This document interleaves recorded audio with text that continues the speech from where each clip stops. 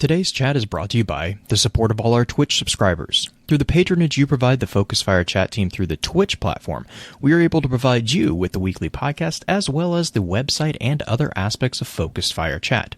If you have any interest in becoming a subscriber of the FFC and gaining access to some exclusive features over in the Discord server, please be sure to visit our Twitch account and click on the subscribe button. If you're an Amazon Prime member, remember that you do have a free subscription to Twitch every month that can be used for this.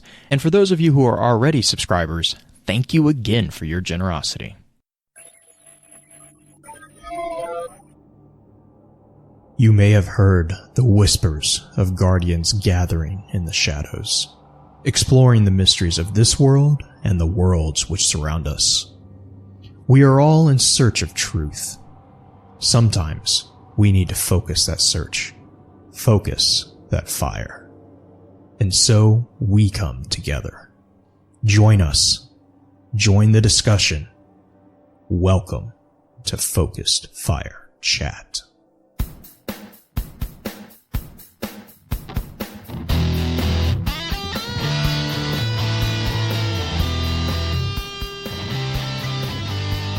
Welcome back for episode 40 of Extra Lore, recorded live on July 12th, 2019, over on twitch.tv/FocusFireChat. As always, I want to give a big shout out to our live chat here with us tonight. Thank you so much for joining us once again. Our topic for tonight's episode is going to be a look at the Darksiders series. But first, let's run through a quick introduction of those on the show with us tonight. As always, this is your host, Blue Crew 86. Next up, and last but not least, we have our own master of social media, the one and only Green-Eyed Music Lover. Green, I hope you're doing well. How's the week treated you so far? Just the two of us can make it if we try. Just the two of us. I don't know. See, I wasn't gonna follow up the question, but now since you're singing, I did have a request to get a status update on the whips from Guardian Con. I have one physical whip from Guardian Con. I did get a few tweets added at me of a few other whips, which were really cool, and I've been seeing a lot more whips online, so the whips are coming in. The whips are coming in from online. I mean, it could be much worse. Okay, story time. Doom for Zombies. Our Mr. Prankster, our yearly prankster. Last year got Justin with the top 3 prank, and this year got me. Warned me, luckily, but also scared the bejesus out of me with his, warning, because I knew this whip thing was going to be the big thing that everyone was going to try to prank me on, right? And Doom's like, oh, I've got something for you. And I'm sitting here thinking, oh, dear God, please let it be PG. Please let it be PG. I don't want anybody getting, pulled over and having a whip, a physical whip, like a bullwhip attached to them. I'm just waiting for him to, show up with, a Indiana Jones thing and just... And, of course, I see him over by Lady Desiree, and she's, playing the most beautiful rendition of Rise of Iron. And I'm like, oh, my God. I see Doom. Oh god, here it comes. And he pulls out of his jacket, because he has the same jacket that he wore last year when he had the 2 hot dogs that he gave to Justin. And pulls out a piece of paper and just holds it up like a kid at the airport waiting for his mommy to get off the plane, and just shows it to me. And it's this whip of a work in progress of a drawing that he did of Wicked, which I found out later. He had Wicked... And this is it. I'm going to start laughing and crying a little bit at the same time. He had Wicked jump into a PvP match with him at the Citadel, which is my favorite PvP map, and stand there as he drew this. And Wicked told me about this later, and I'm like, oh my god, this is the most perfect whip I could ever have received, because you had to be a live model for him. This is great. So send me your whips. But seriously, please make sure they're drawings. Don't send me your whips. But I still have it. It's actually sitting on my piano next to me. It's actually right on now. Her fridge. She put a magnet on it. I could. It deserves that honor. It totally deserves to be on my fridge. It was amazing. And it was just, oh my gosh, yes. I appreciate it. That was my physical whip that I got at Guardian Con. It still sounds really wrong for me to say that, but I don't care. It was great. It was a good time. So thank you, Doom for Zombies. Anyway, that is my story time. And I'm going to go back to being quiet. Week has been good. Week's been good. Oh, man.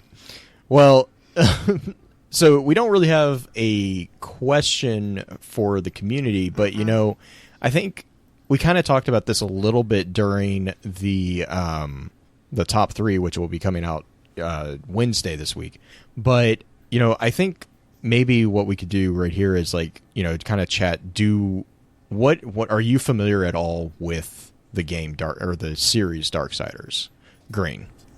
Am I? Mm-hmm. My familiarity with the game comes primarily from RP because the woman that I RP with, as she plays Mara and I play Petra, she also runs a Fury account. And most of my questions and my exposure to Darksiders itself has come through her, because I'll ask random things because she'll post her RP starters, and it's very strong female character type, but also kind of doesn't take any slack from anyone.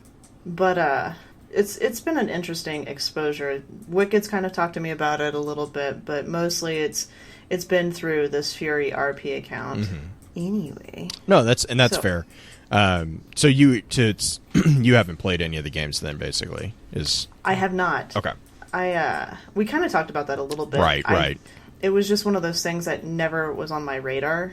I didn't know anything about it, and the initial game style was something that I was a little turned off of, because I don't like the big, bulky... and this is going to catch me flack from Beard if he ever hears this, I don't like the giant swords thing, which is a real big thing in the game, it seems. Like, War has a humongous sword, like the anime sword. Which is funny, though, right? Because you're also a big fan of Fable. Right.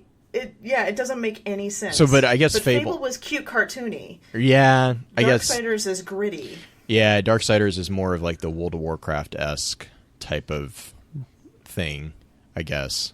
It's more of that gritty reality, though it's not like it's kind of like a weird cross, right, between the Fable cartoony and then, like, I kind of get it's more like a cell shade. It's not cell shading, but it's more of that type thing.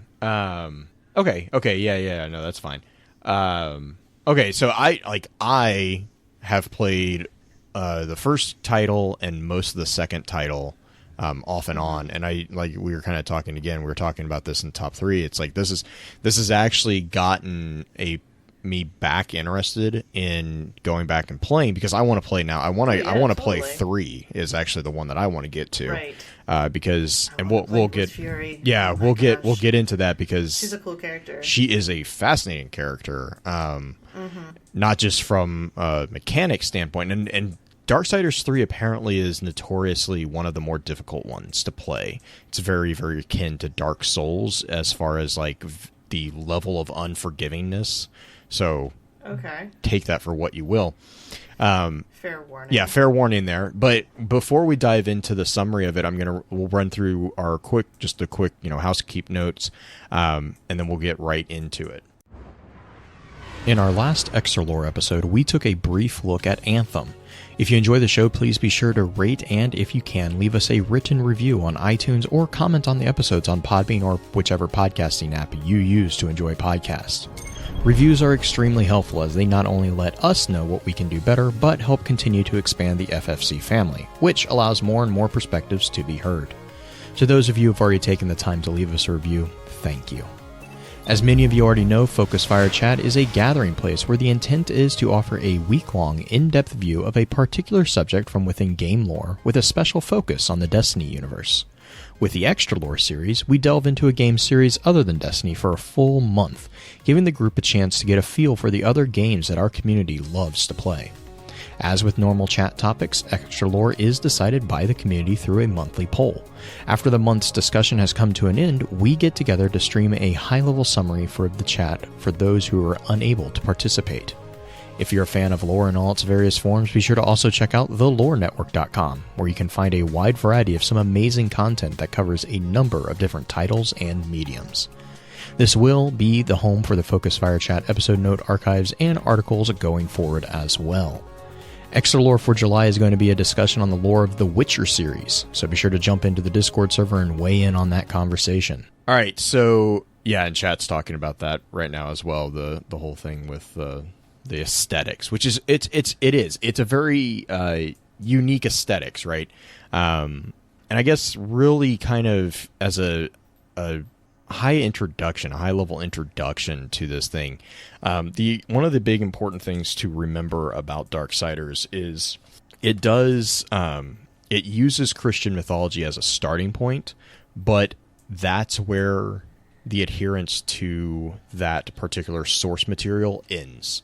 So you're going to, if you go into it expecting it to be, a twist on the Book of Revelations or, any of that nonsense, or not nonsense, any of that. It has that feel. Well, it uses it uses that concept, right? It takes the concept of like the apocalypse and the four horsemen. That's really, and this is from the developers themselves. They've said this, and they did this on purpose.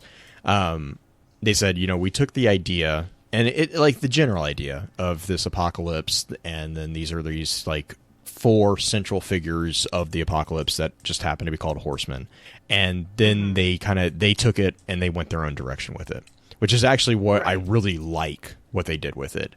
But they're still containing a lot of the same character names that you see from the Conceptually, there's names of and there's like the angels and demons. So like concept wise, there's a lot of things there. But I was just saying, like that's really like when you see like one of the demons' names is Lucifer, it's like it's not going to be the Lucifer from Christianity. It's going to be their own version of that. And there's a lot of actually really good summary articles, because with Darksiders, I believe 4, I want to say, is I think coming out, or maybe hang on, let me make sure. Because I know 3 just came out last November. Darksiders 4 release date is currently set at Darksiders 3 came out last November. Right. Darksiders 4 is not necessarily confirmed. Not confirmed, okay. All but confirmed after performance of DS3. Fans have been asking for a game in which they can play the Horsemen in co-op mode with friends. If we were ever to get a Darksiders game that offers that feature, then it's most likely to be Darksiders 4. There's no actual confirmation of a release date, though. Right. And so Darksiders 3, and we'll like I said, I'm going to get into this, but yeah, Darksiders 3 was November of last year. Really kind of just to give you a general feel, I know Green mentioned the mechanics being kind of a turnoff for her initially. Darksiders is considered a hack and slash action adventure video game.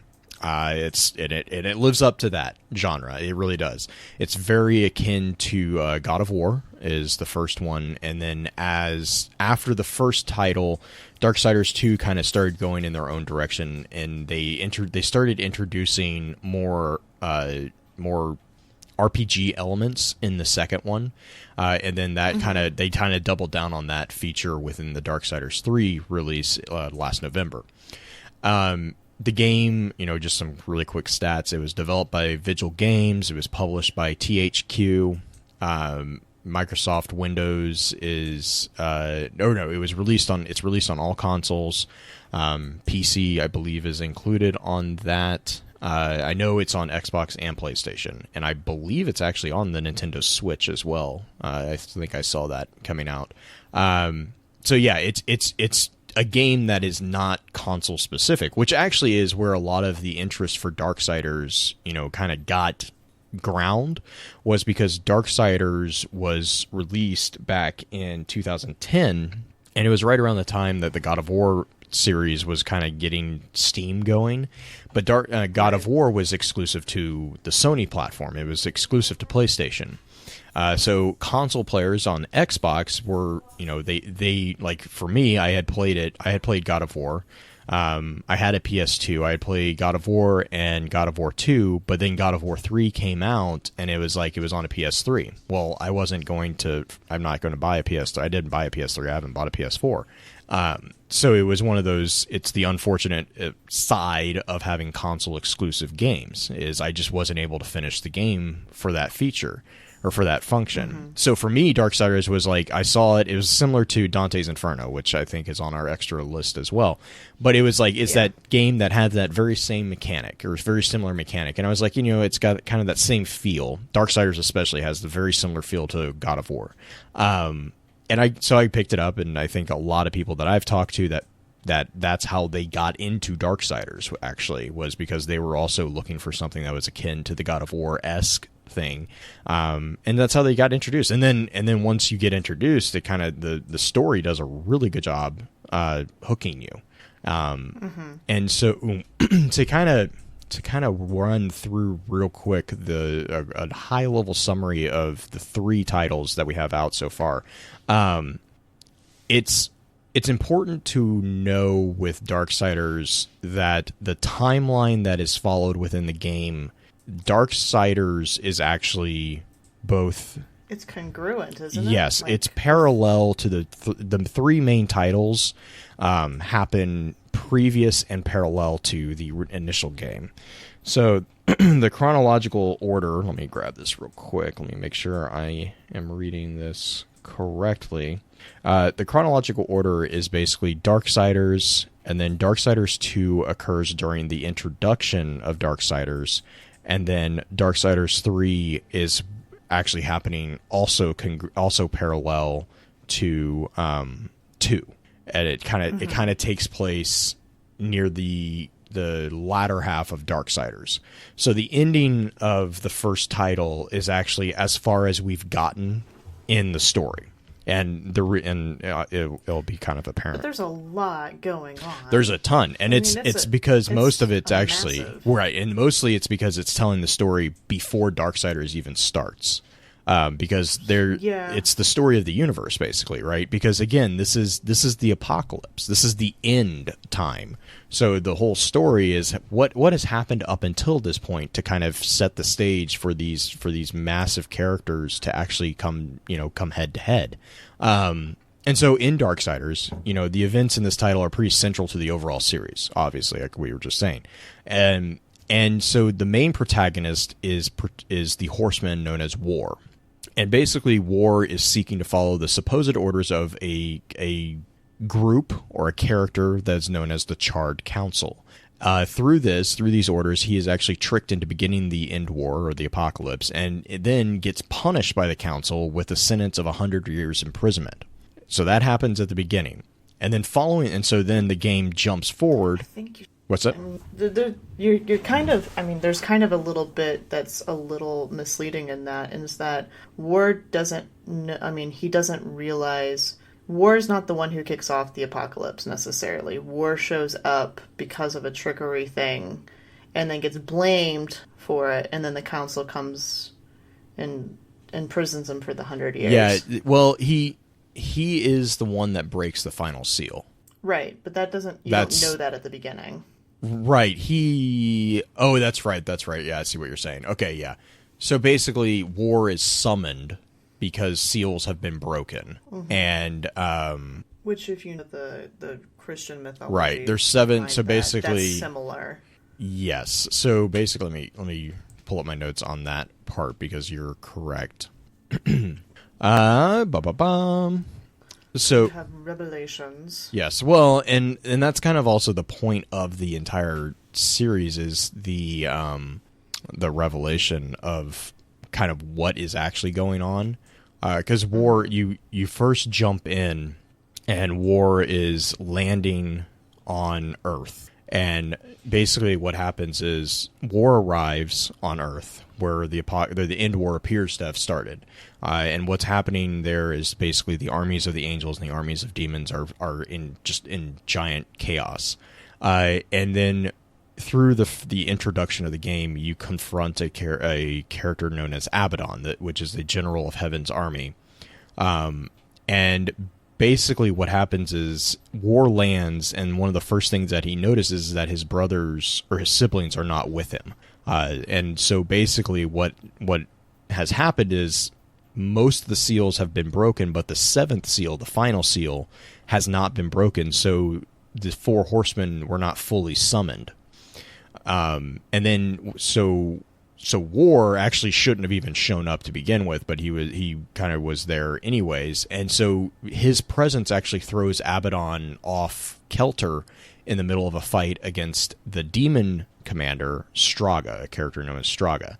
And Straga is actually able to kill Abaddon. So then what happens is War goes up against Straga, and then he's about almost wins. Yeah, he's about to kill Straga, and when all of a sudden his powers are drained, and we don't really know why at this point in the game, but he loses his powers, and Straga just beats the ever-living daylights, and the Charred Council actually steps in and saves War. In the process of doing that, however, they also accuse him of destroying the balance, which is a very important thing within the series. The balance between the it's not necessarily good and evil, but it's like light and dark type thing. And they accuse War of destroying the balance because they say that he was the one who brought the apocalypse prematurely.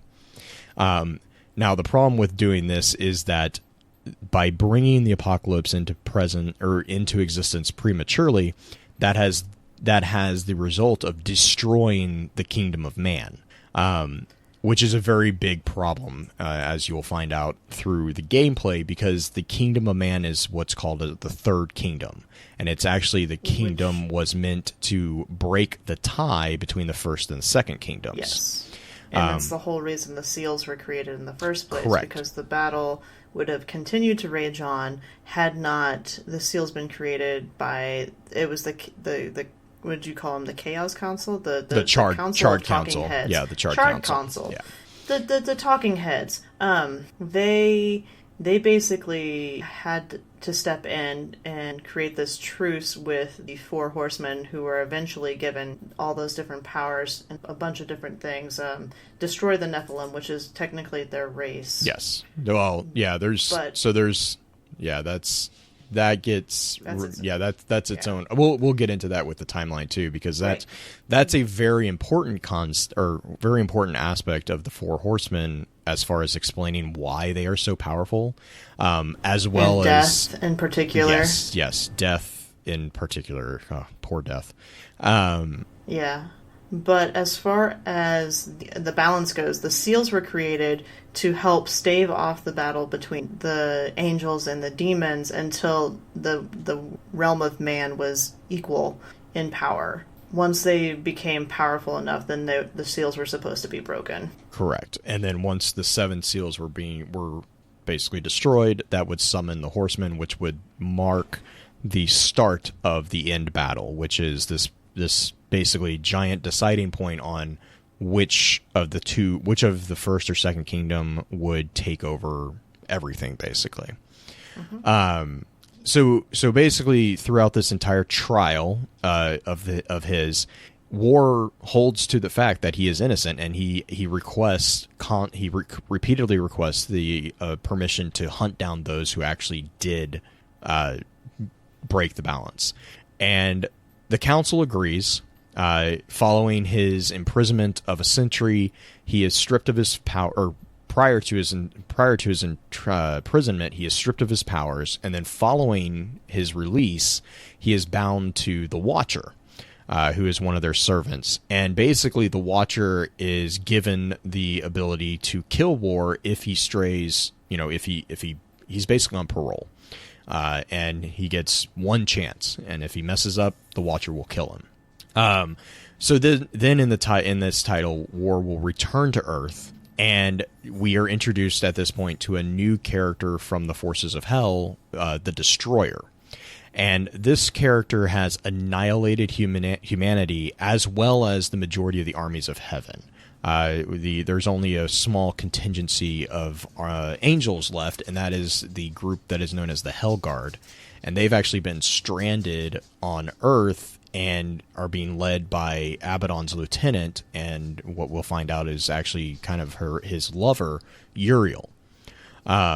So basically this, and then throughout the game you get introduced to a couple of different characters. You have like Volgrim, who is the character of the merchant who kind of sells you stuff, and also actually gives you some advice, and actually has a strangely larger part to play in the story than just giving you he's the Darksiders equivalent of Zur, the trash collector. In some ways. Oh my gosh, his mannerisms are very similar to Zur's too. It's really... Well, he's also hunched over. Yeah. Well, he also has that type of that voice as well. Right. But Volgrim is the one who kind of directs War to seek out Samael, who was connected and then connects to the Black Tower, which is going to lead to the Destroyers. And then that's where you get the introduction to basically the mini bosses for Darksiders, which are the four demons called the Chosen. And those are the guards of the Black Tower, which is the Destroyers' kind of main fortress. So the primary thing here is that War is basically going to cut his way through these demons to get to the Destroyer. Ultimately, he will go up against the Destroyer, and I'm trying to remember. I'm trying to remember if this is where he fights the Destroyer at the end. There's a few different times that he fights the Destroyer. Yeah, no, I'm trying to remember. That's why I'm trying to remember, because I know it basically comes up to the Destroyer actually lays siege on heaven, and you find out at that point. Oh no, yeah, that's right, because he gains access to the Tree of Knowledge. War visits the Tree of Knowledge, which is what he was told to do by Zur. Yeah, not Zur, but the other guy. So Volgrim tells War to go to Samael and tells him about the Black Tower.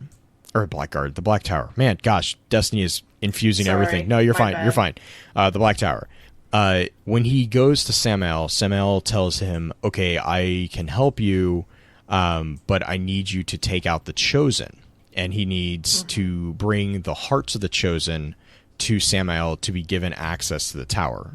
Through the process of defeating the Chosen, War is introduced to a member of the race of Makers, known as Ulthane. And I'll come back to him because he's actually pretty important. Ulthane will eventually come to help not just War, but actually all the horsemen.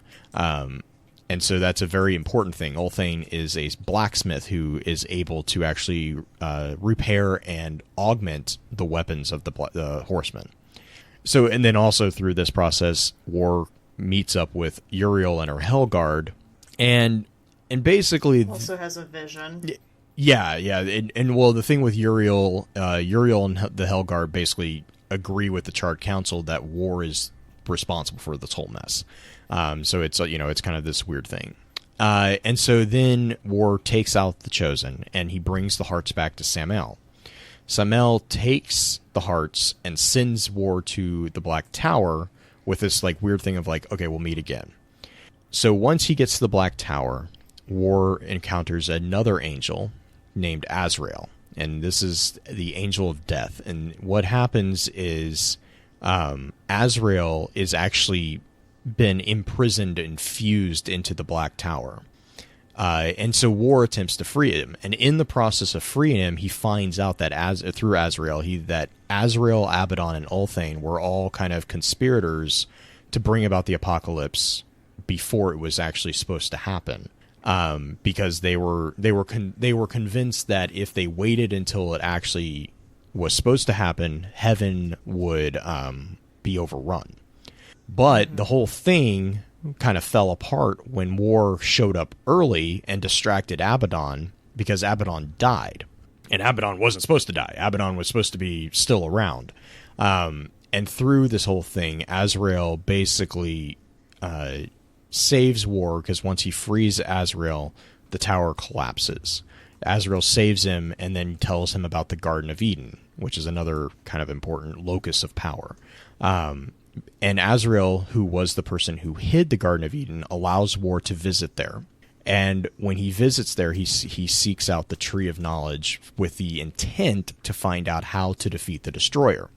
However, what he also finds out is that the Destroyer is Abaddon, because when Abaddon was killed by Straga, he was dragged into Hell and was given a choice by what at this point is an unknown deity. I'm pretty sure later it will become aware that this was Lilith.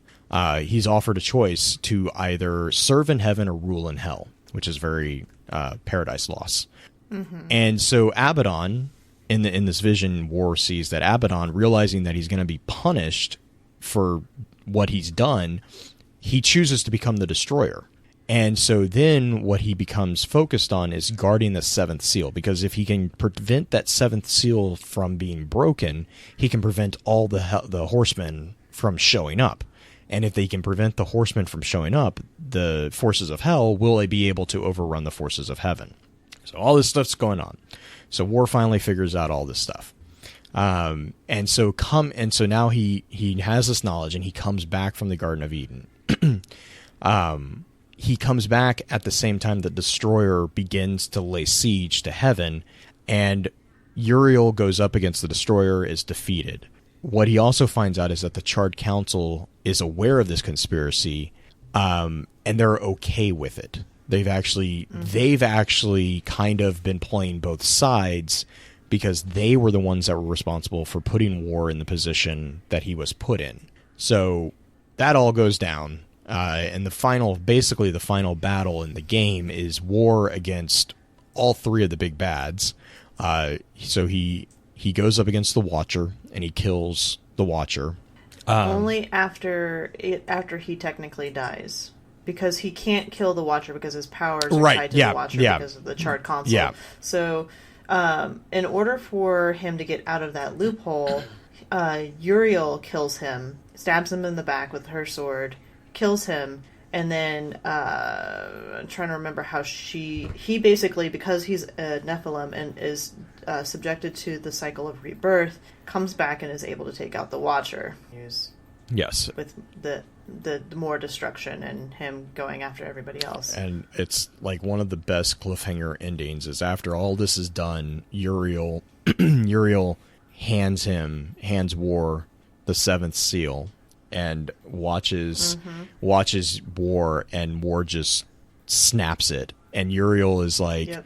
You understand, like she says basically, you understand that they are all going to be coming after you.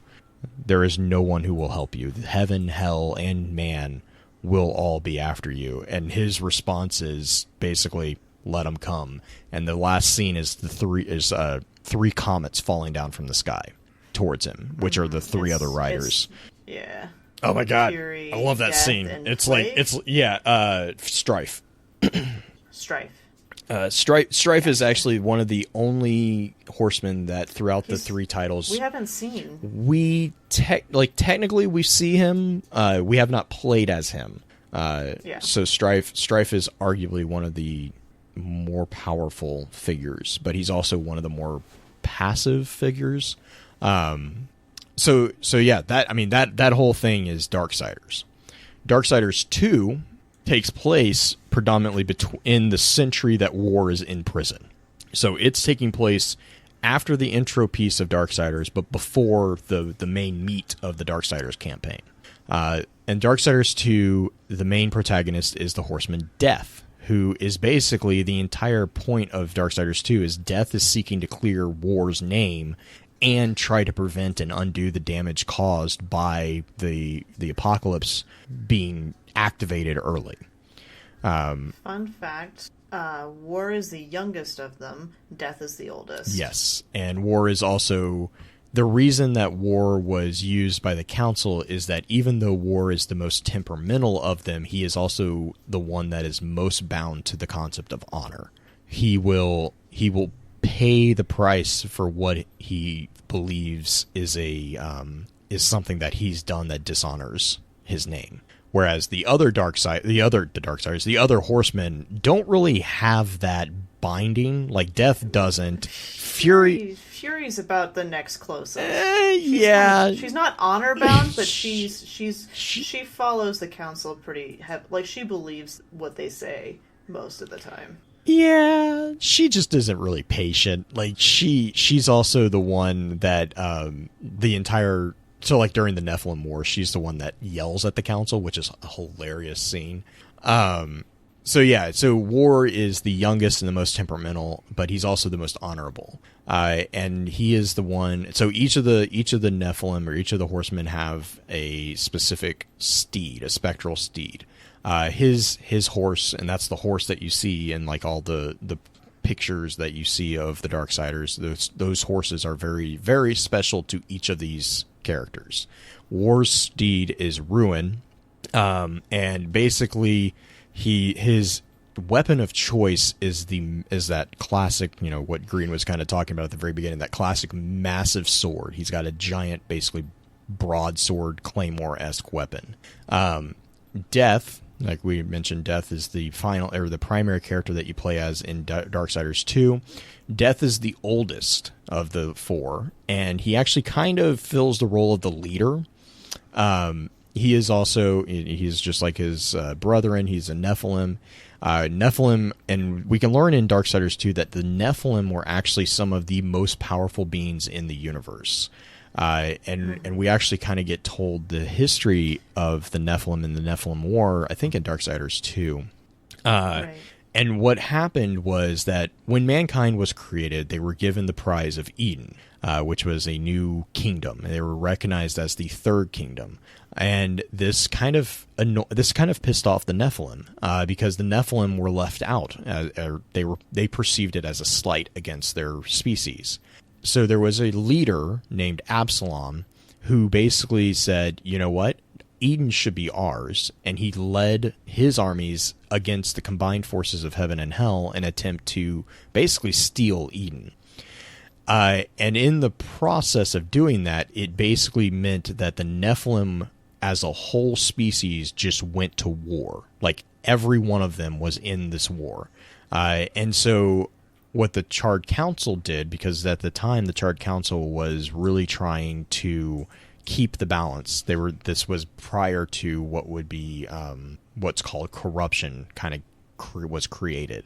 The Charred Council condemned the Nephilim to destruction, and the way that they managed to do this, the way that they decided to destroy the Nephilim was they made an agreement with 4 of the Nephilim, and those 4 basically bound themselves to the council's will to be given ultimate power. And that was the creation of the 4 horsemen of the apocalypse, or the 4. And so the 4 were granted a reprieve from this fate on the condition that they aided the council's victory over their species. The horsemen accepted this, and basically they just destroyed their own people. However, Death was the one that was responsible for the very, very hard task of going up against Absalom. And this is where Death actually, the explanation of his mask. Death wears the mask to represent his role of being the executioner for his species. And it's noted within Darksiders 2 that he has not taken that off. He has never taken the mask off ever since the Nephilim War's conclusion. Now, the thing... He takes it off at one point, just not during that area. Well, yeah, that's true. He takes it's an actual story point later on in Death's story. Oh, yeah, but not up until Darksiders 2. He had never... It's a point of his sorrow that he, like, the level of grief that he has to stay with. And so what basically happened was, and this is also a very key point for the whole thing, because it explains why the Charred Council is now acting against the balance. It was during this final battle between the 4 and the other Nephilim that this force known as corruption was made real. And the reason why it kind of came into existence was actually the death of Absalom. Absalom was, again, the leader of the Nephilim that was besieging Eden, and Death was the one who put him down. He was the one who killed him with the scythe, his traditional scythe. And basically, when he kills him, when he defeats Absalom, this pool it comes into existence. And as he's dying, he was basically consumed by this pool, and Death was the entire time trying to pull him out. And it's not until Darksiders 2 happens, so this was, eons ago, it's not until Darksiders 2 that Death actually is given the chance to rectify that problem. And what you find out is that problem, that black pool, is a force known as corruption. And so the corruption actually becomes this thing that is destroying balance. And again, remember, balance is this very important aspect of this. And you see this predominantly within the Charred Council, because the Charred Council somehow gets infected with the corruption. And that's where you get the whole thing that starts off Darksiders, is the council is trying to... I can't remember if they're trying to bootstrap their way into becoming the creator, or if they're just trying to gain more power. But basically, well, I mean, it's the power over creation that they're all fighting over, right? Mm-hmm. That's like them that they're fighting, and so their methods are just going to be their own. They're going to do things a little backsided. Granted, they have done it in such a way that has covered their tracks mostly. Yes. But there are still people who understand what goes on. And that plays into both Darksiders and Darksiders 2, because the council, when they get caught with their hand in the cookie jar at the end of Darksiders, one of the things that is revealed is that the reason that they set War up to be a patsy was that they knew that if the horsemen didn't have proof, they wouldn't act. And so they prevented themselves from getting in trouble by using War as a fall guy. And so then that's at the end, when War breaks the seventh seal, that's what's happening, is War is basically saying we're breaking our ties to the council, which is a huge problem. But it's also the shattering of the seal, because the way the seals are designed, it gives the horsemen their full power, and it frees all of them from the council's control. So it's a dual thing, because now all four have their full power at the end of Darksiders, and they are no longer bound to follow the council's orders. Okay. Oh yeah, that's right. Sorry, I was reading the script for that end scene again. The Watcher is the one that basically, like, so the War gets the seventh seal, and this is the fight between him and the Watcher, and he gets it, and Uriel. This is when Uriel shows up with the Abaddon blade and stabs War in the back, and it's the stabbing him in the back that also breaks the seal. And in stabbing him in the back, it shatters the seal before he can die, which gives War his original power, frees him from the council's control, and frees him from the binding to the Watcher. So then War turns around basically and takes the Armageddon blade and kills the Watcher. But before he can, the Watcher threatens that heaven, hell, and the council will chase him basically they'll chase him to the ends of the creation. And War kills him anyways, and then Uriel says, basically, thank you for revealing what he revealed, but even though his actions have repaid any harm that he caused the angels, her duty will probably mean that they will fight again. And then that's when she goes on to warn that, he can't stand alone against the armies of both heaven and hell and the other forces of the council.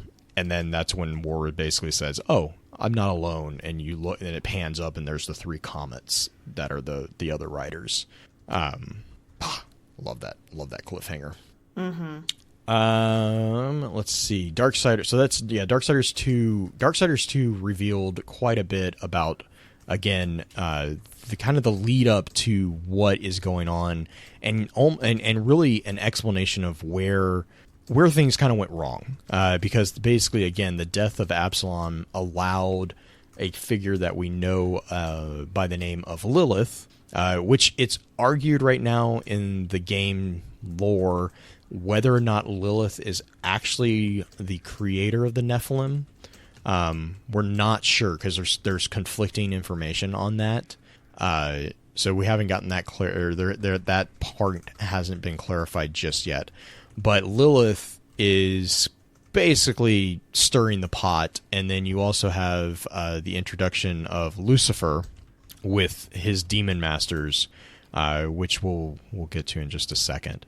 But so Darksiders 2 is predominantly the story of death and the lead up and conclusion of the Nephilim War, and which will explains in the Darksiders universe why humanity was expelled from Eden, why the seals were created, and also the truce that was dictated by the Charred Council between the first and second kingdoms, the forces of heaven and forces of hell, that they are not allowed to interact with the third kingdom. And this is seen predominantly through the visage of the Charred Council, who is basically, they're serving as mediators that were created by the creator. They were created by the creator to keep the balance between the forces of heaven and hell. Heaven is known as the first kingdom. Hell is known as the second kingdom. And basically, the way that they kind of, and this is like a cyclical thing. Like, this is literally a never-ending war. There's always these two kingdoms that are constantly at battle with each other. In order to finally bring this all to an end, they created the third kingdom, humanity. And so, because you can't have a true balance with three kingdoms, the Charred Council dictated a ceasefire between the kingdoms of heaven and hell to allow the third kingdom to develop to a point that they would be able to survive and even determine the result of the end war. Now, this is where the seals come in, because the seals were meant to protect everything until that point. So when the seals are broken, the ceasefire between the kingdoms is called off. And that's where you get the whole thing with the horsemen being given their full power and being allowed to do as they will without oversight by the council. Yeah, that's a bit of a mouthful. Yeah, a little bit. It's one of those games, like, seriously, like I said, it's one of these games that, like, you play through the first one, you're like, okay, it's a hack and slash game. And then you start, like, actually diving into stuff, and it's like, this is a lot deeper than initially you would think. Now, to be fair, that is the end of my actual playing. I have not played Darksiders 3. So Darksiders 3 is, it takes place, my understanding is Darksiders 3 takes place parallel to the events of Darksiders and Darksiders 2. The main protagonist in Darksiders 3 is Fury, and the entire storyline of Darksiders 3 is Fury's hunting down and eliminating the 7 deadly sins. So this is concurrent, and Fury is kind of the individual who does, to kind of put it gently, the wet work for the Charred Council. She is the one that kind of gets sent out to do things like suicide missions because she's really good at it.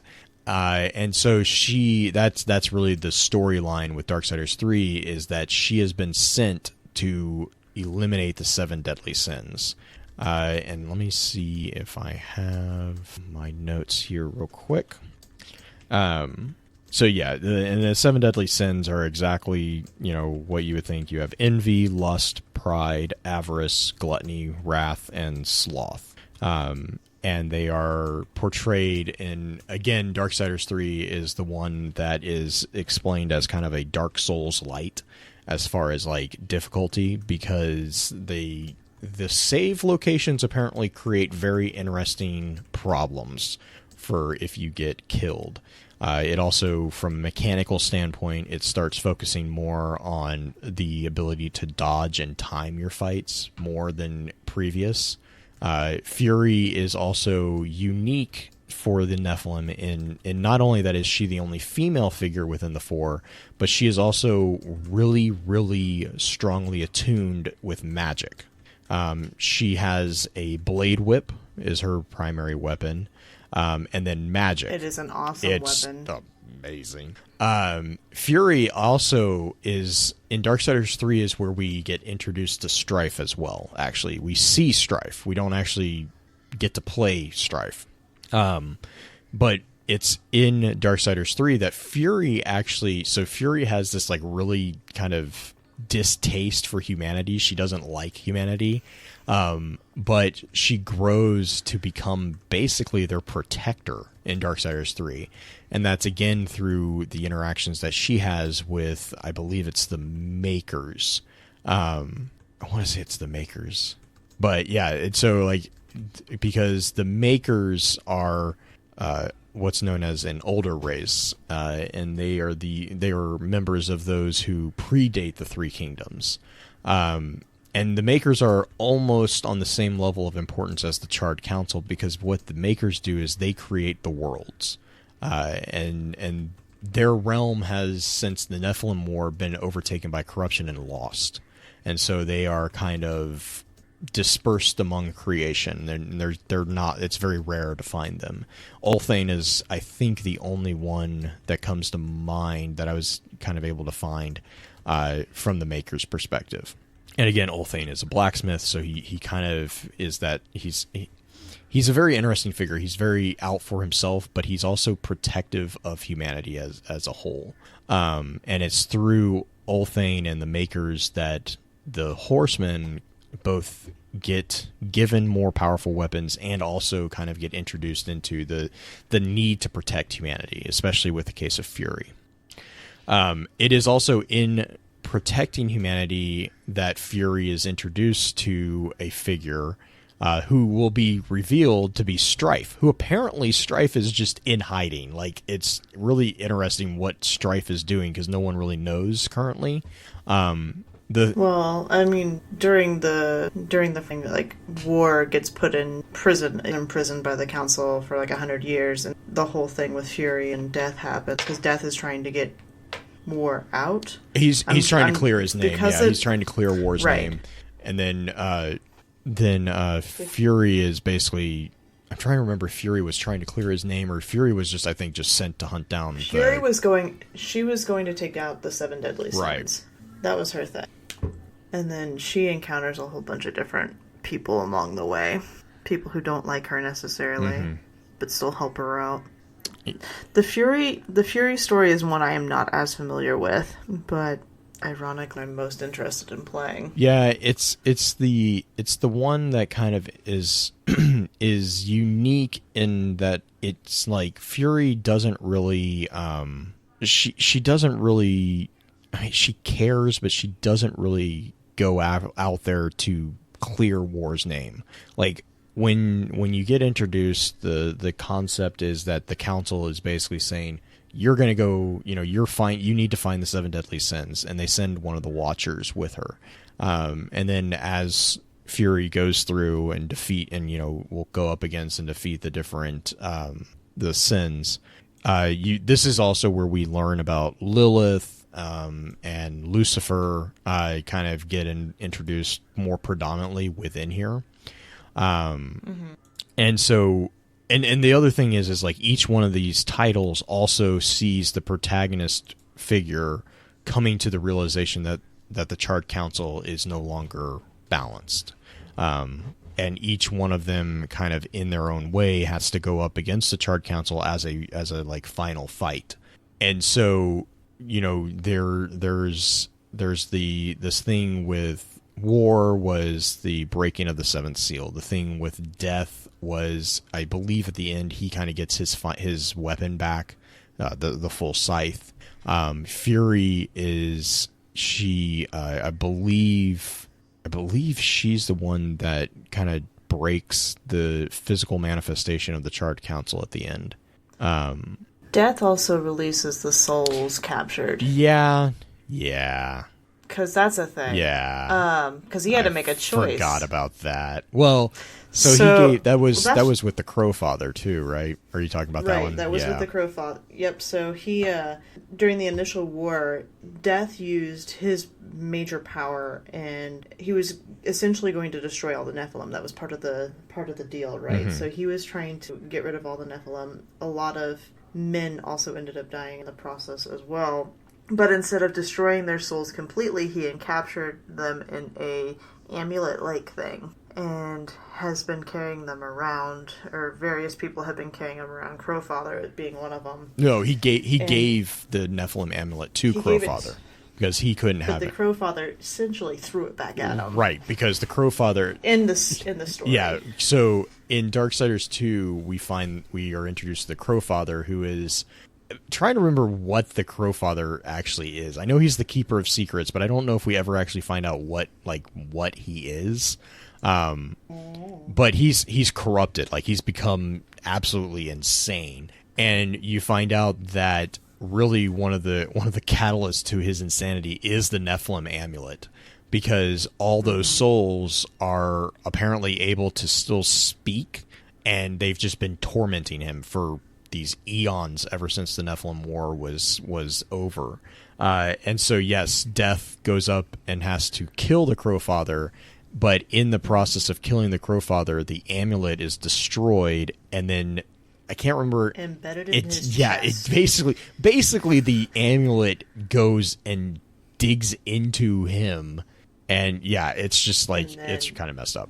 The other thing, like towards the end of the story with Death, he gets to the Well of Souls, which is where everything's held and whatnot, and he has a choice to make. Either he can release all the Nephilim, or he can release the souls of men, and that is the moment that he takes off his mask. Yes, yeah. Before he jumps into the well. So there's a lot that happens with Death. Death is a really tragic character. Yeah, and Death, really, really tragic character. Death is at that end, because do you actually get a choice? I can't remember if you actually get a choice, because I know, like, the air quote true ending is that he chooses to save war and sacrifice the souls of the Nephilim. Basically, he's told you have to choose either humanity or Nephilim. And he chooses to sacrifice the Nephilim to save humanity, and in doing so, he jumps into the well to kind of basically sacrifice his own soul to save everything. And that's when, at the very end, it cuts over to the scene from Darksiders, which War is standing over the broken seventh seal, and that's the Uriel's kind of like, are you intending to wage war against everyone alone? To which that's when War says, no, not alone. And that basically shows the other three horsemen showing, and the narrator, it goes out saying, and the number of the riders shall ever be 4.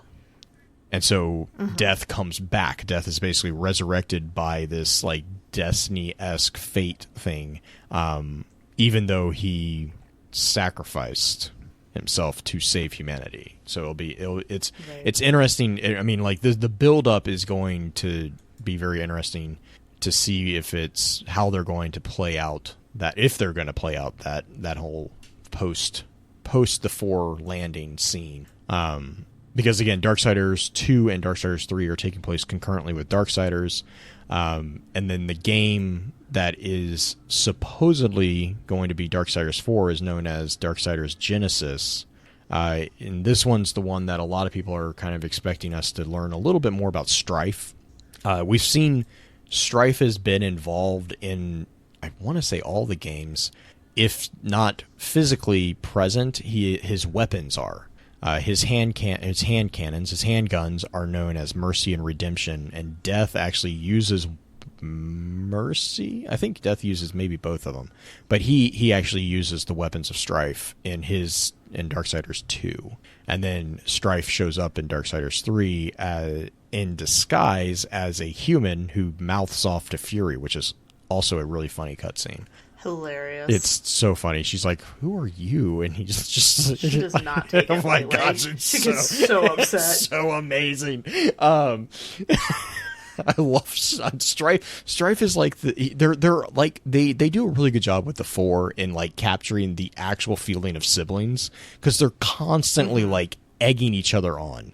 Like there's a scene from, I believe it's Darksiders 2, where you see the during the Nephilim War, you see the four of them when they're getting their powers given to them by the Charred Council, and Fury is like, just like, get on with it. She's notorious for lack of patience. And she's just like, she's like yelling at the Charred Council to get on with stuff. And Strife is the one that's like, calm down. Like, it's just like, and then there's another, where was the other one? There was another one where they were like betting on who would get their horses correctly, or who would tame their horse first. And it's Strife and War are like, no, I'm going to do it. I'm going to do it. No, I'm going to do it. I'm going to do it. And then Death ends up being the one that that does it.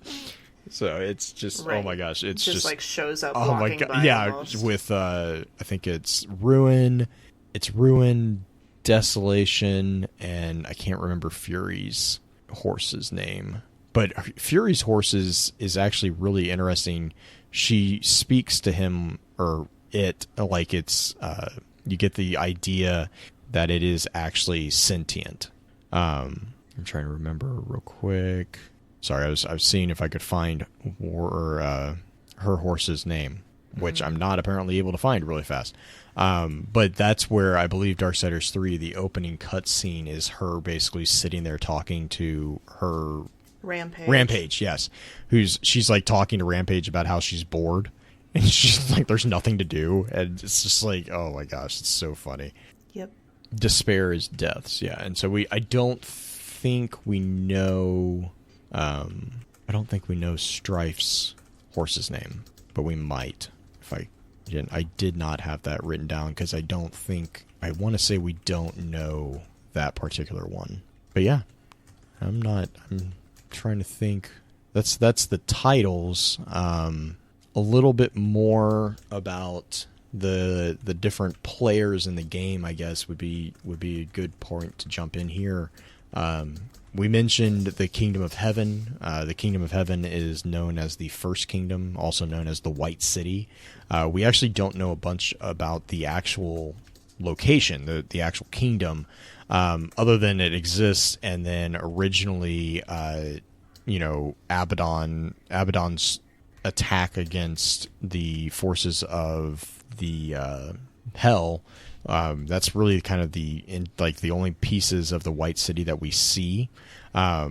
When Abaddon falls, the victory of the apocalypse is pronounced in favor of the forces of Hell, and the portals basically that would normally allow the angels to retreat back into the First Kingdom were closed prematurely, which is why you see Uriel and the Hellguard being stranded on Earth. Angels are kind of described as that stereotypical.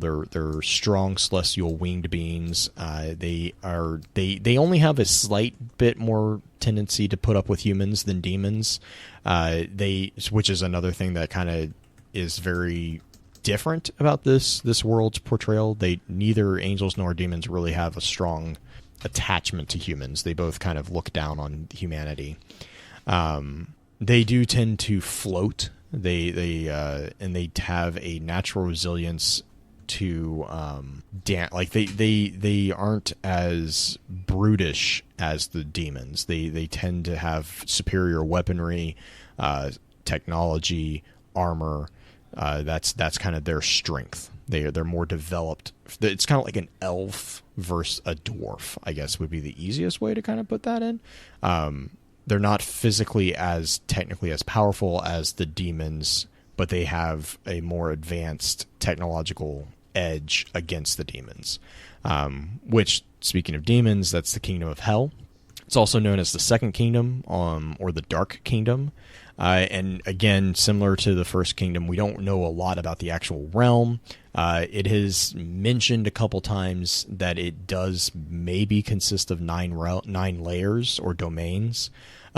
So you might be thinking it's probably similar to a Dante-esque geography. So we know that Hell is ruled by an entity known as the Dark Prince. And that's pretty much what we know. The Dark Prince is kind of believed to be the figure of Lucifer. The forces of Hell on Earth throughout the game series, is controlled by the Destroyer. Demons tend to be just kind of that stereotypical, very cruel. They're filled with bloodlust. utterly selfish. They're brutal. They don't usually tend to carry weapons because their physical weapons are claws, talons, and fangs. They kind of tend to be more the physical component. And while they do have some really rough projectile weapons, they usually don't really focus on technology. They have a very low technology level. They focus more on the raw strength and skill of hand-to-hand combat. Unlike angels, demons do tend to have no qualms about achieving their goals, whatever means necessary. So, like, whereas an angel might hesitate because the end doesn't necessarily justify the means, to a demon, the end justifies the means without question. And we see that again throughout pretty much the entire series. Like they are constantly sacrificing others to achieve whatever end they are going for. You see that predominantly with the Seven Sins. That's a very prominent display of that. We talked a little bit about the Charred Council. Basically, they're the mediator force between all creation. The Charred Council is presented as being responsible for maintaining the balance and general order throughout the universe, and this is basically accomplished through the prevention of any particular singular celestial power becoming too powerful. They achieve this through the creation of the Four, which is their current weapon of choice to maintain the balance. We do not know if the Charred Council is a single entity or a group of entities. We've seen mention that it is a group, but then they speak unanimously as one when we see them speak. So it's kind of a conflict within the story right now that we're not really sure where that falls. Which brings us to the Creator, which is this force that is not really mentioned, actually. The Creator is supposedly the maker of all creation, so, the God figure. And the Creator is the closest to a deity within the Darksiders canon that exists. Almost every being in creation acknowledges the Creator in some way. The angels are noted to revere him, demons tend to scorn him, and the Charred Council claims to have been charged by the Creator with maintaining balance throughout his creation. You see throughout the series that a lot of legends will speak of the Creator speaking to his creations. However, that was in the distant past, and so this has led to some question if they've finally and truly been abandoned, since he's been, or it's referred to as he has been long since quiet. His silence is kind of causing some people stress. Mm-hmm. Let's see. We talked about the Makers.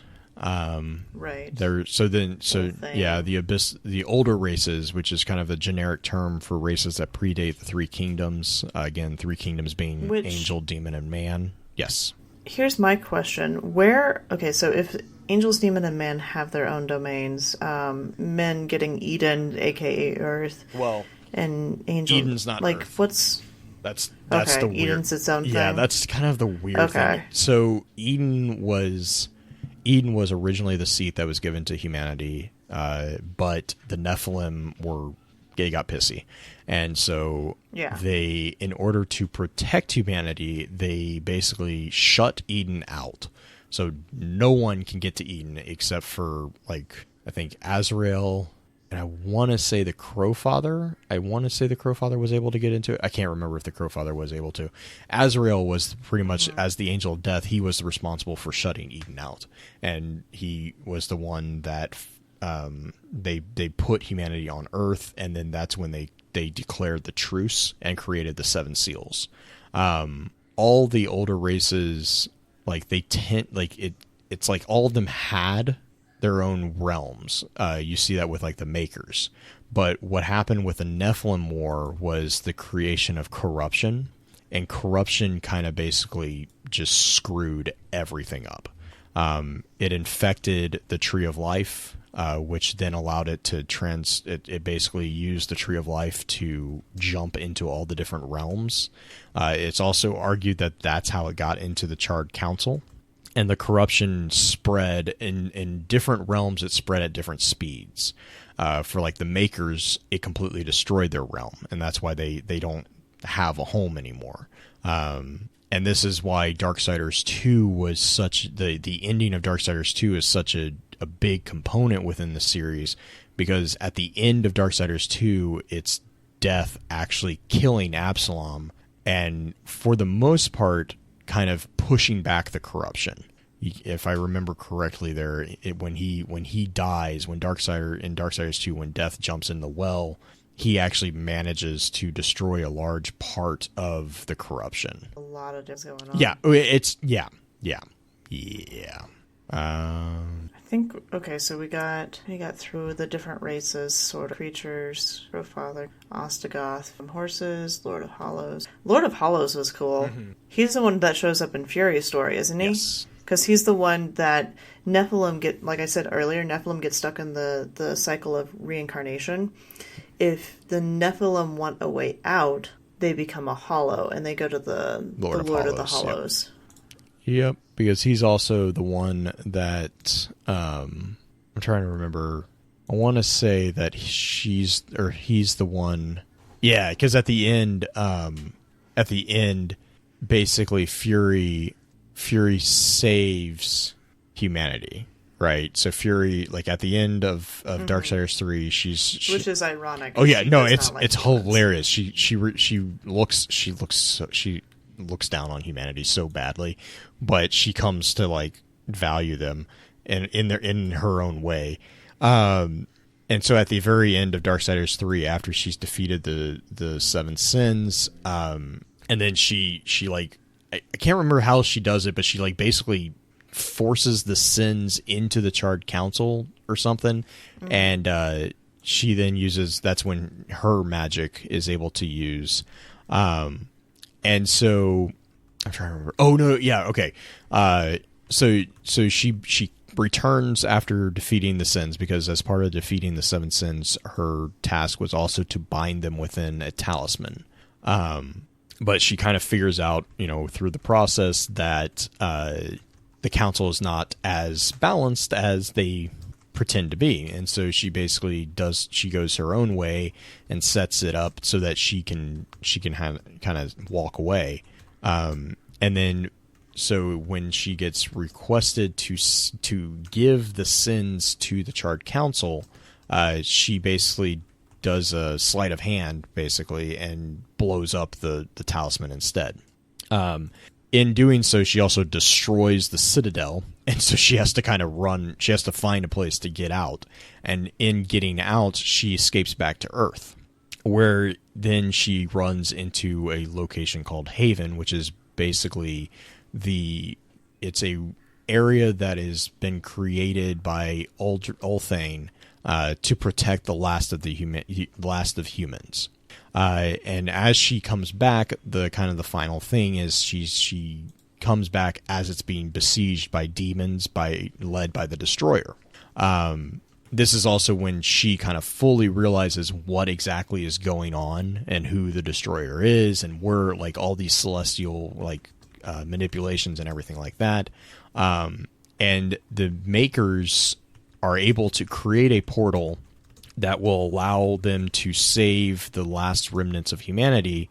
And because Fury vowed to protect the last surviving humans, she basically holds the line. And then she said, and this is all taking place right before war is reawoken. So Fury holds the line to save the last of humans, and this is when she tells Ulthane that he needs to aid her brother, War, in any way possible. Because she's now realized that War was innocent. And she basically then will depart into the portal with humanity to protect them.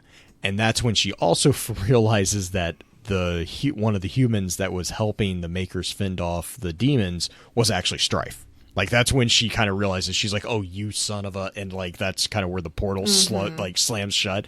And Strife is like... Bye. Like, it's really, oh God, I love that scene. It's really funny. But what that also means is that all of the remaining humans have been kind of sleight of handed away from the demons, so they can't there's that third kingdom, right? the third kingdom is the tiebreaker between the first and second kingdom for the balance. So as long as there's humanity still around, technically speaking, they can't end the war between the two of them. And so that's why the second kingdom has always been so obsessed with destroying humanity, is because if they can destroy humanity, then they've won. They've already defeated the first kingdom. There's only the Hellguard left, and that, you know, that's not enough to worry them, but there's still this like kind of prophecy-esque thing going on. And at the end of Darksiders 3, that's where you see Lucifer like coming down hard on Lilith, because Lilith was the one who, I think Lilith was the one who was responsible for killing the Lord of Hollows, but because Lilith was playing her own game, she wasn't able to kill the Lord of Hollows quickly enough, and the Lord of Hollows is the one that basically sets Fury on the path to being able to protect humanity from being destroyed.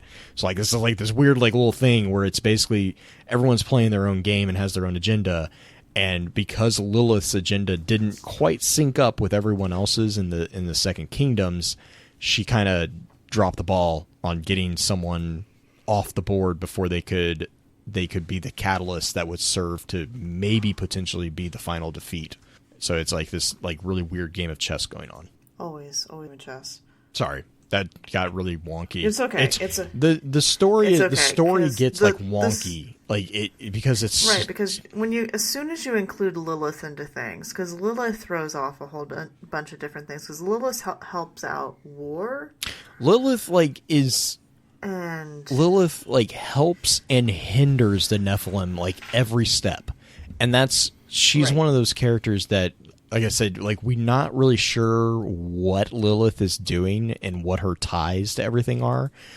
Death refers to Lilith as mother, which is where a lot of like they're like, okay, wait, did Lilith create? Because like a Nephilim in Christian mythology or religious or theology, a Nephilim is like a blend of a angel, demon, angel, human. Depends on what translation you're looking at. And so if the Nephilim were created by Lilith, who is, who's often kind of portrayed as like the air quote, the first wife of Adam or whatever.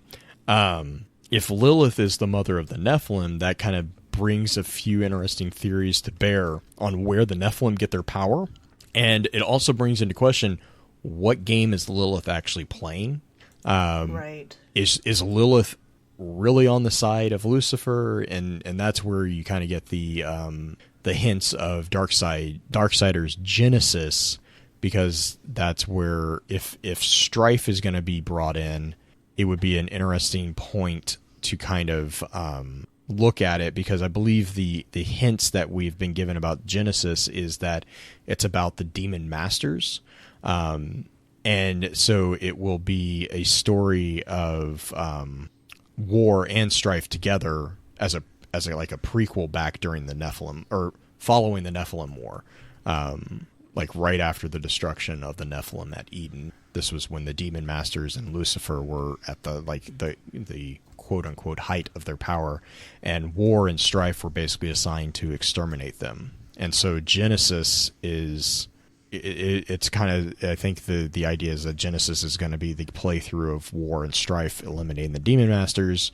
which will also be right around the time that corruption is just getting introduced into the Darksiders universe.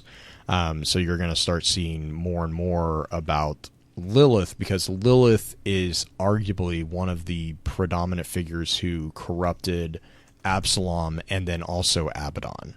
And that's where like Death kind of calls out to Lilith during the fight with Absalom, to his mother, to be like, I can't save him, basically. Mm-hmm. And that's where there's kind of there's a lot of different directions that can take, depending on how they play that particular thing. Interesting. Do you think they're going to keep with the same timeline, have essentially Strife's story be contained with wars? Yeah, I think so, because like there's like there's the primary titles, right? There you have Darksiders, Darksiders 2, and Darksiders 3. And then in the book. And yeah, then you have like supposedly Darksiders 4 is going to be Genesis. It's also known as Genesis. But then you also have a couple different, like you have DLCs. I believe Darksiders 2 and Darksiders 3, or Darksiders 2 had 3 DLCs. Darksiders 2 had 2. I don't know if I think Keepers of the Void came out already. But that's the second DLC for Darksiders 3. And each of those kind of builds on the story a little bit. It opens up it's mostly more like additional gameplay and additional like functionality. I think Darksiders 3 introduced the concept of Crucible, which is like PvP-esque things. Mm-hmm. So, you have mechanics that kind of are taking place there. But I'm trying to remember. I want to say there was at least one book. I want to say they were talking about doing a comic book series, but I don't think they ever got it off the ground. I know. Oh yeah, the book is called The Abomination Vault, and that takes place before Darksiders. So that's gonna take place prior to the entire game thing. It's a prequel. It's a prequel novel similar to Fall of Reach for Halo. And the Abomination Vault was where you get like the really funny scene with Strife egging on Fury during they're being given their powers. But I think I want to say, I was going to say like, I thought that they were going to do, a comic book, but I don't see that as being actually released. So I guess that didn't ever happen. I know comic book, and then they were also talking about doing a film adaptation. But that was back in like the film adaptation, I think was back in like 2012, 2010 or 2011, 2012. So I don't think they've gone. I don't think it's going anywhere for that particular one. I think we have spoiled the bejesus out of all of this now. I mean, the thing is like if you play all the way through Darksiders, like Darksiders 2 and Darksiders 3, it's both new information, but it's like where it's going. You know how it ends. You know where it's going. But it's interesting because the chronological aspect of this game, the fact that you're getting more sides of the story with each game, right? So you have the initial story, the story of war and everything that happened there, and then you get a little bit more fleshed out with Death, and even more fleshed out with Fury, which is an interesting concept because it's not chronological in so much that it is sequential. Mm-hmm. The games aren't sequential chronologically, the games are parallel. Mm-hmm. And so you get to see different angles and see the different players and how they are affecting each other without directly affecting each other. Right. Oh, and sorry to correct myself. Darksiders Genesis is not technically in the main series. It's a spin-off prequel. So it's I'm looking at it right now. It says that it's a top-down RPG game that follows Strife. So we are going to get to see Strife alongside War. And this is following the destruction of the Nephilim at Eden. They're called upon to save humankind from certain destruction at the hands of Lucifer. And they announced it this year, June 6th this year. It's going to be available on all systems. And this one is actually developed by a different title or a different company. Though the company that they are going with, which is known as Airship Syndicate, does actually have some of the original developers of Vigil games. So it'll still be kind of similar. But the demon masters that are being hunted down in Genesis are basically, it makes me think that they might be like the generals of that particular war, and Strife has been assigned to, again, protect humanity and keep the balance by wiping them out. But it is not Darksiders 4, it is Darksiders Genesis, so it is actually a spin-off title. Whew. Yeah. Yeah. Like I said, my talking about this and reading all this, kind of to sum it up, this makes me really like when I start digging into games like this, and it's like this stuff is this deep and this for lack of a better word, convoluted. it actually in a way makes me really excited to keep going into it and looking at it and trying to like connect all the dots and, you know, see the story and the way that they have it blended with reality and like theology from our own world in this weird science fiction-esque dystopian thing that's going on. Is always kind of interesting. And then they have like they have a hints of like the multiverse-esque stuff and all that. I love those kind of twists on those old stories and all that. But it's also just really fun to play. Darksiders is seriously, I love playing that game. I remember playing that game and just being like, this is amazing. And then I think Darksiders 2, they came out in 2015. They came out with an updated. Yeah, that's right. Darksiders 2. So Darksiders came out in 2010. Darksiders 2 came out in 2012. In 2015, they re-released Darksiders 2. It was called the Death I can't even. Basically, definitive. Yes, that one. God, man, that's way too many weird sounds. Yeah. So Darksiders 2 was re-released in 2015, and then in 2016 they re-released Darksiders as the War Mastered Edition. So, you know, play off the names there. So you should, I mean, like, if you have any interest in those, I definitely would check those out, because the War Mastered and the Death Infinitive, or whatever the hell it is, well, obviously, I think they were re-released for the current gen systems, so the Xbox One and PS4, and then also for PC. So they've been brought up to speed, if you will, for the new technology. And then Genesis, I don't think we have a date for it just yet, but I think they said it's going to be in 2019. But again, that one's going to be that one is going to be different from the style that you see in Darksiders 2 and Darksiders 3. It's going to be a top-down RPG, whereas the other ones are kind of like a third-person hack and slash that's much more reminiscent of, you know, God of War, Dark Souls, those type of titles. But yeah, that's all I got. Cool.